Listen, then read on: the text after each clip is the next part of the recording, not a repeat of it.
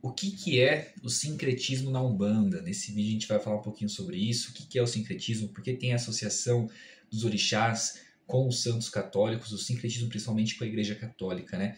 Por que será que existe isso? É certo existir isso? Deveria ter isso? Vamos falar um pouquinho sobre isso nesse vídeo. Vamos utilizar como referência esse livro aqui, ó.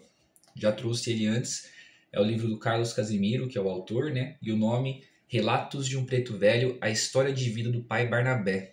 É um livro muito bom mesmo, recomendo muito, traz grandes ensinamentos. E ele traz um trechinho sobre o que seria o sincretismo, ou melhor, como ele surgiu. E a gente vai definir um pouquinho o que é o sincretismo, ver se é certo ou errado, né? Que isso é muito subjetivo, fica para cada um. E depois eu vou apresentar a minha visão, se eu concordo ou não concordo com isso. Essa vai ser a ideia desse vídeo aqui. Beleza? Vamos lá então?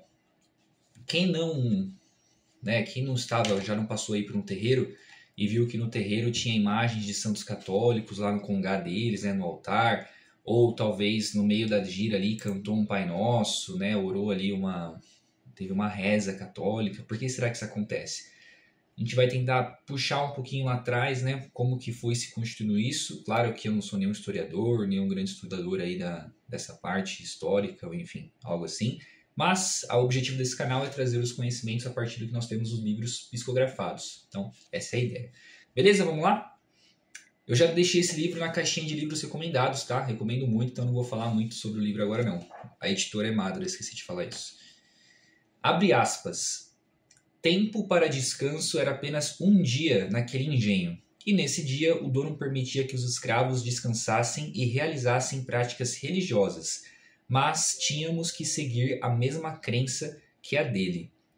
Nos dias de cultos, não fazíamos referências aos orixás, e sim aos santos das igrejas católicas. Isso porque a igreja e os senhores donos dos escravos proibiam esse tipo de culto, pois para eles eram tidos como magia negra, ritos pagãos ou criminosos. Para que fosse possível realizarmos nossos cultos, era preciso ter os santos das igrejas e usá-los como referência. Sabíamos que seríamos punidos caso chamássemos algum santo da igreja pelos nomes dos orixás, pois não era assim que os santos eram cultuados nas igrejas católicas. A imagem que para eles representava Jesus, para nós representava Oxalá, e desta forma conseguíamos fazer nossos cultos. Fecha aspas. Veja que interessante então, gente. O sincretismo religioso da Umbanda com a Igreja Católica, de certa forma, ele nasceu lá atrás, quando você tinha uma opressão muito grande, religiosa, cultural, uma dominação, na verdade, né? Quando os negros foram tornados escravos, foram escravizados. E assim, não permitiam que eles exerciam o culto ou a religião ou a fé deles. Qual que foi a saída para eles? Analisar o santo ali da Igreja Católica e tentar encontrar uma correspondência com o orixá do panteão africano. E aí foi se criando o sincretismo. Veja que não é algo bonitinho, não é algo, nossa, super fofo, não. O sincretismo ele entrou aí como um movimento de resistência a essa opressão, a essa dominação católica ali pelos senhores de engenho, pelo povo branco ali em cima dos negros. Olha, isso é muito interessante, né? Foi uma forma de manter a cultura viva, de manter ali o panteão africano, a religião e a fé deles viva, mesmo que tivesse toda aquela dominação, aquela imposição católica sobre a fé, imposição religiosa, cultural, enfim. É isso, basicamente é isso o sincretismo. E aí a gente entra numa grande briga, numa grande discussão hoje em dia, porque nós temos dois lados. As pessoas, isso eu falo dentro da Umbanda, tá? As pessoas que acreditam que por esse motivo, hoje nós conquistamos diversos direitos, né? Uma liberdade religiosa, lutamos para isso, teve gente que morreu para conseguir trazer a chama da religião africana, a chama ali da liberdade, para conquistar isso. Então hoje a gente deve abandonar o sincretismo, não deve mais ter aí nos terreiros santos católicos, imagens católicas, rezas, orações católicas, porque nós conseguimos nos libertar disso, eles foram nossos algozes, não há mais necessidade. Hoje a gente pode louvar a Umbanda, o panteão africano livremente, a gente pode gravar um vídeo aqui, por exemplo, falando sobre Ogum, sobre Oxalá, sobre a Umbanda. Até 50 anos atrás isso já seria meio impensado, o terreiro tinha que ser meio longe, escondido, né? Por esse motivo essas pessoas falam assim, veja, não tem mais necessidade de ter o sincretismo, então vamos abandonar com isso. E terreiros que têm isso estão de certa forma errados. E aí o pessoal às vezes eles dão uma linha do extremismo aí, né? Julgando a fé do outro, falando que tá errado e não sei o que, não sei o que lá, e acaba criando uma briga na religião. E nós temos o outro lado das pessoas que têm uma grande afinidade com os santos católicos, têm uma grande afinidade com o sincretismo, se identificam bastante e falam assim, não, para mim tá tranquilo, eu gosto, meu terreiro eu aprendi assim, tem mais santo católico, eu rezo o Pai Nosso, rezo a Ave Maria, e para mim vai continuar assim porque eu me sinto bem e aí vai. Temos esses dois lados. Inclusive teve uma marcha para Exu esse ano, acho que uns 2 meses atrás, muito grande, a religião tá ganhando espaço, tá ganhando notoriedade, né? A Umbanda tá ganhando espaço e notoriedade, e lá na Marcha para Exu, eles rezaram Pai Nosso e uma Ave Maria. Nossa, mas virou uma discussão muito grande isso dentro do contexto umbandista aí, enfim, de pessoas que são mais famosas, né, tem mais visibilidade. Os que defendem o sincretismo falando, meu, a gente estava lá de boas, todo mundo feliz, tal, não tem problema. Os que não defendem o sincretismo falando que lá não tinha Exu coisa nenhuma, que lá não tinha pombagira coisa nenhuma, porque a religião católica são os algozes da Umbanda, né? Ou enfim, foram os algozes ali do povo negro lá atrás, que não deixa de ser verdade, de certa forma. Mas foi assim algo bem, bem forte, né? Eu acho que desnecessário, a nossa religião está crescendo, então seria o momento de se unir, na é verdade. A gente está ganhando espaço finalmente, imagina, quando, sei lá, 15 anos atrás talvez seria impensável você ter uma marcha para Exu desse tamanho e abertamente na Paulista, né? Muito doido isso. Mas vamos lá. E você, né? Gostaria de perguntar isso. Deixa nos comentários aí, você concorda com o sincretismo? Você acha que deveria ter? Ainda deveria existir? Por exemplo, o terreiro que eu frequento, nós temos lá santos católicos no Congá, nós temos, na abertura dos trabalhos, nós rezamos ali Pai Nosso, nós rezamos Ave Maria, né? Todo mundo, enfim, ninguém vê nenhum problema com isso. Mas essa discussão é uma discussão recorrente e eu gostaria de trazer então, o que seria o sincretismo. Então, definido isso, né, vejam que o sincretismo era uma forma ali de resistência a essa opressão, a essa dominação cultural, religiosa que os negros escravizados sofriam. Basicamente foi isso. Não foi aleatório, eles não falaram, quer saber, eu vou montar meu congá aqui, vou colocar uns santos católicos e vou tentar relacionar eles. Não, isso foi sendo passado, geração a geração. Imagina os que nasciam ali naquela condição da senzala, essas coisas, iam passando essa cultura adiante, o panteão africano, as religiões de matriz africanas, e tinha que dar um jeito de burlar aquilo, né? Se eles falassem que cultuavam Oxalá ou Ogum, como o Preto Velho relatou aqui, iam apanhar porque era rito pagão, era magia negra, iam ser mortos, muito provavelmente, foram muitos mortos. Então eles tinham que fazer esse sincretismo aí. Portanto, veja que realmente é algo muito... Foi um movimento de resistência, não foi algo bonitinho, né? Não foi algo belo. Beleza? Então, o que você concorda aí? Deve ter sincretismo ou não deve? O que você acha? Hoje em dia que nós temos a liberdade de expressão, será que faz sentido ainda manter o sincretismo? Quem sabe? Eu, agora colocando um pouco da minha opinião, né? Eu não vejo tanto problema, eu gosto do sincretismo, como eu falei, o terreiro que eu frequento nós temos isso, então eu já aprendi, já conheci a Umbanda tendo essa relação. E um outro terreiro que eu frequentava, eles também cantavam prece de Cáritas lá, aquela oração do creio, né? Creio da Igreja Católica. Então sempre teve essa ascensão. E aí depois estudando sobre a Umbanda, estudando os livros, os orixás, os santos católicos, eu criei uma grande afinidade com isso. Então para mim eu não vejo nenhum problema em ver lá o Congá e ter uma imagem de Nosso Senhor Jesus Cristo ou Nossa Senhora da Conceição. Isso para mim não é nenhum problema. Eu até concordo com isso. Eu vejo isso como algo que, enfim, me preenche, tenho uma certa devoção pelos santos católicos também. E por que isso acontece? Bom, a minha opinião é que não tem problema, nós podemos continuar mantendo o sincretismo. Quando você olha na formação da Umbanda, isso se dá por diversos motivos, essa minha crença que a gente pode manter o sincretismo, tá? Primeiro motivo, talvez, quando você olha ali a formação da Umbanda, você observa que naquela época você tinha uma ascensão uma dominância da Igreja Católica, como teve por muitos anos, né? Então isso passou influências para a formação ali da Umbanda, para a constituição da Umbanda, seja pelo sincretismo, seja possivelmente ali talvez na influência do batismo que tem na religião também, e alguns outros elementos. A Umbanda não só recebeu influências ali da Igreja Católica, mas também das religiões tradicionais originárias que tínhamos aqui no Brasil, é um outro pilar da Umbanda.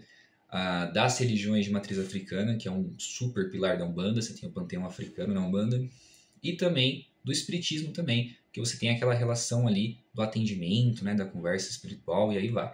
Então veja que ela foi influenciada por esses 4 pilares, vamos dizer assim. Então, assim, é inegável que na formação da Umbanda você tem uma influência católica. Afinal, o catolicismo dominava naquele tempo. Você não tem como não ter. Afinal, chegou isso até nós hoje por meio do sincretismo.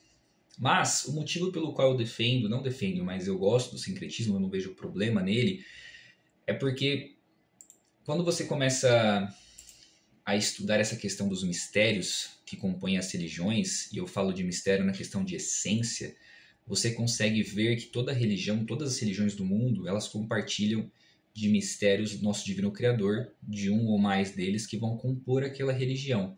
E é interessante que os mistérios eles vão se adaptar a cada povo e a cada cultura da forma que eles necessitam, da forma que eles compreendem isso. Então você pode ter um mesmo mistério se apresentando como uma divindade em um povo e com uma outra divindade em um outro povo, atendendo ali as necessidades daquele povo. Ficou difícil de entender? Vamos exemplificar. O que os negros, quando eles estavam lá naquele processo de escravidão, o que eles fizeram? O que nossos pretos e pretas velhas fizeram? Eles eram muito sábios nessa questão religiosa. Quando chegou essa imposição para eles eram catequizados também, né? Muitos foram catequizados, tinham que estudar o catolicismo e a fé católica era imposta mesmo. O que eles viram? Bom, principalmente os pretos e pretas velhas, mestres do conhecimento, eles enxergavam a essência das coisas. Se lá no panteão africano você tinha os orixás, quando chegava ali a imposição dos santos católicos, o que eles estavam aprendendo? Nosso Senhor Jesus Cristo foi a representação de fé, de pureza do homem, do amor incondicional, da libertação, é o Filho do nosso Criador que não teve nenhum pecado. Eles começaram a enxergar a essência disso e falaram, olha, parece muito que está relacionado com a essência que anima nosso divino Pai Oxalá. O que está por trás desses dois? É o divino mistério da fé do nosso Criador.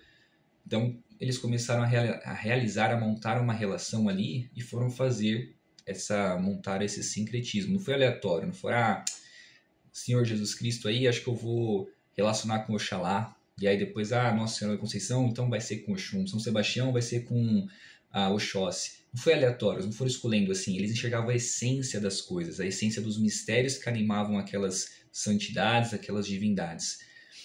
Por esse motivo, um mistério se manifestando em diversos lugares, diversas formas, de acordo com o que o povo necessita, eles foram montando esse sincretismo. Quando você começa a enxergar isso, a enxergar a essência do mistério, você consegue enxergar e cultuar e entender diversas divindades, diversas religiões em diferentes partes do mundo. Por exemplo, se você pega a nossa divina Mãe Oxum, o que nossa Mãe Oxum representa? É o amor incondicional, é o amor puro, o amor mais sublime em todas as suas formas, o amor pelos nossos irmãos, pelo nosso pai, pela nossa mãe, pelo nosso companheiro, pela nossa companheira. Nossa Mãe Oxum representa isso, é a divindade animada ali pelo mistério do amor do nosso divino Criador. É o amor de Deus. Veja, se você pega e observa aí Nossa Senhora da Conceição na Igreja Católica, você vê que a história dela, a relação dela, os mistérios ali que ela carrega estão profundamente relacionados com o amor também. E aí você vê que aquela santidade, ela também está sendo amparada pelo mistério do amor. E aí você começa a criar o sincretismo. Você vê que na essência, por trás, não que isso é a mesma coisa, tá? O sincretismo não significa isso. Mas por trás delas, dessas divindades, santidades, enfim, o que aquele povo cultua e adora, está o mistério do divino amor do nosso Criador. Ao mesmo tempo, se você for lá para a religião egípcia e pegar a deusa Ísis que eles cultuavam e observar que ela representava o amor também mais sublime em todas as suas formas, um grande amor, uma deusa do amor, coisa sublime mesmo, pura, você observa que ela também está sendo animada e amparada pelo mistério do divino amor de nosso Criador. Então você consegue fazer uma relação de sincretismo com Ísis, com nossa Mãe Oxum, com Nossa Senhora da Conceição. E se você for para a mitologia grega, também você pode pegar, por exemplo, Apolo, que era o deus Sol lá, né? Deus do Sol, da luz, da leveza, da pureza. Também pode fazer uma relação com o nosso pai Oxalá, que não à toa, um dos elementos de Oxalá é a questão do Sol também. Então veja como as religiões elas vão se comunicando, né? O sincretismo ele existe e não é à toa, porque eu acredito e entendo dessa forma que os mistérios divinos eles se apresentam, se manifestam para um determinado povo, da forma que eles entendem, da forma que eles precisam entender, de acordo com a cultura daquele povo. E aí você vai ter uma religião católica, com os mistérios ali sendo manifestados em forma de santos, em forma, enfim, da doutrina deles. Na Umbanda vai ser de outra forma, porque a gente entende de outra forma, no Candomblé de outra forma, na religião egípcia de outra forma, no hinduísmo de outra forma, e aí vai. Se você consegue enxergar as essências, ou melhor, se você foca nas essências das coisas, você começa a entender que todas as religiões são caminhos que levam ali para Deus, para o religamento com a nossa ancestralidade, com a nossa divindade, e aí vai. E aí você consegue cultuar todas as religiões, você não vê nenhum problema nelas. Claro que você vai pegando apenas as partes boas, né? Não que as partes que o ser humano ali corrompeu. Isso tão é verdade que nós só temos ali a existência de imagens, de pedaços de gesso ali com os santos ou com os orixás, ou enfim, a necessidade da existência de igrejas, porque o ser humano por si só não consegue, gente, se religar com a fé dele. Se ele estiver lá sozinho em casa, se ele tiver... É muito mais difícil. A gente precisa de uma vela, a gente precisa acender uma vela para isso. A gente precisa de uma imagem para isso. Claro que ela tem um fundamento por trás dela, mas eu quero dizer assim, essa representação, ela facilita sua conexão, o seu religamento com aquela divindade, com aquela fé, e aí isso ajuda. Se nós fôssemos super evoluídos, a gente não ia precisar de nada disso. Mas nós precisamos, e aí os mistérios vão se manifestando de acordo com as formas, de acordo com a cultura daquele povo. As 7 linhas de Umbanda, portanto, elas não são 7 linhas exclusivas da Umbanda. Pelo menos eu não entendo assim. As 7 linhas, elas são exclusivas, são para todo mundo. Cada religião vai ter um pedaço daqueles mistérios manifestados de uma forma ou de outra, né? Pelo menos é isso que eu compreendo, é isso que eu venho estudando nos livros psicografados, é isso que eu compreendo como mistério, como essência e que para mim faz sentido. É por isso que eu consigo olhar para o nosso Congá, ver a imagem do nosso Senhor Jesus Cristo e entender o mistério que ele está representando, aquele mistério, o divino mistério da fé do nosso Criador. Se fosse a imagem do nosso Pai Oxalá, eu também ia enxergar aquela mesma coisa. Vejam, isso é muito importante. No sincretismo não significa que eles são a mesma pessoa, a mesma entidade, ou sei lá, a mesma coisa. Não são. Nosso Senhor Jesus Cristo é uma coisa, é um trono de Deus, uma divindade de Deus. Nosso Pai Oxalá é uma outra coisa. A gente faz a ligação porque ambos estão sendo sustentados e animados pelo divino mistério da fé do nosso Criador. Eu sei que é um pouco confuso, mas eu planejo trazer vídeos aqui no canal sobre o que são mistérios do nosso divino Criador, o que são os tronos de Deus, e vai ficar um pouco mais, acredito eu, mais simples de entender essa universalização dos mistérios, como que eles regem, como que as 7 linhas de nosso Criador, de nosso Pai, eles regem o mundo, regem a criação inteira, e como que as religiões estão ligadas a isso. É um pouco complicado, mas a gente vai tentar descomplicar. E é isso, essa é a minha opinião sobre o sincretismo, por isso que eu não vejo problema no sincretismo, porque eu gosto de ver a essência das coisas. É claro que eu acho muito importante a gente valorizar a cultura que foi conquistada, gente. Então, assim, se no seu terreiro, por exemplo, você pode ter lá diversas imagens de santos católicos, né? Pode ter um terreiro, um congá só de santos católicos. Eu gostaria, pelo menos eu gostaria de fazer questão que tivesse, pelo menos algumas imagens dos nossos orixás também, do panteão africano, porque eu acho que foi uma luta muito grande para essa cultura, para essa fé ter chego até aqui. A gente abandonar isso é um desrespeito mesmo com os pretos e pretas velhas que lutaram para que essa religião fosse passada adiante, para que a fé deles fosse passada adiante, como um dos pilares da Umbanda, que são as religiões de matriz africana. Então eu acho importante ter esse balanceamento aí, não transformar o espaço ali umbandista em totalmente elementos católicos, mas também uma necessidade de desprezar eles, né? Afinal, essa opressão, ela ainda existe, né? Obviamente, mas ela já, de certa forma, já passou muito por isso. Agora, se a gente observar e focar nas essências, nas coisas positivas, a gente consegue enxergar ali o que tem de melhor por trás de cada imagem. Certo? Faz sentido? Pelo menos para mim faz sentido. Eu tô bem com isso e no final é o que importa. Um outro fator também, rapidamente para encerrar, é que muitos umbandistas, eles não nasceram na Umbanda. Então, assim, eles têm um caminho na Igreja Católica. Isso facilita que eles sustentem o sincretismo também. É difícil encontrar uma pessoa que fala, não, eu nasci umbandista, meus pais eram umbandistas, e aí vai. É difícil, até porque a Umbanda é uma religião nova, relativamente nova, tá começando ali a se sustentar. Então você tem muitos umbandistas que ou estavam em uma religião ou estavam em outra, principalmente na religião católica, e aí eles foram migrando de religião e chegaram na Umbanda. Então eles carregam um pouco disso. Muitos vêm também do espiritismo, né? Enfim, você tem diversas coisas. E aí isso facilita que eles sustentem esse sincretismo. É isso, era isso que eu queria passar para vocês. Sincretismo, então, é aquilo que eu falei lá no começo do vídeo. Gostaria de saber a opinião de vocês, se vocês acham que que deveria ou não ter o sincretismo nos terreiros de Umbanda, se vocês também enxergam as essências das coisas, quando vocês observam para uma imagem ou outra, o que você enxerga. Isso é importante também, às vezes não enxerga nada, enfim, às vezes não pensar sobre isso, também faz parte. Beleza? Valeu, gente, agradeço.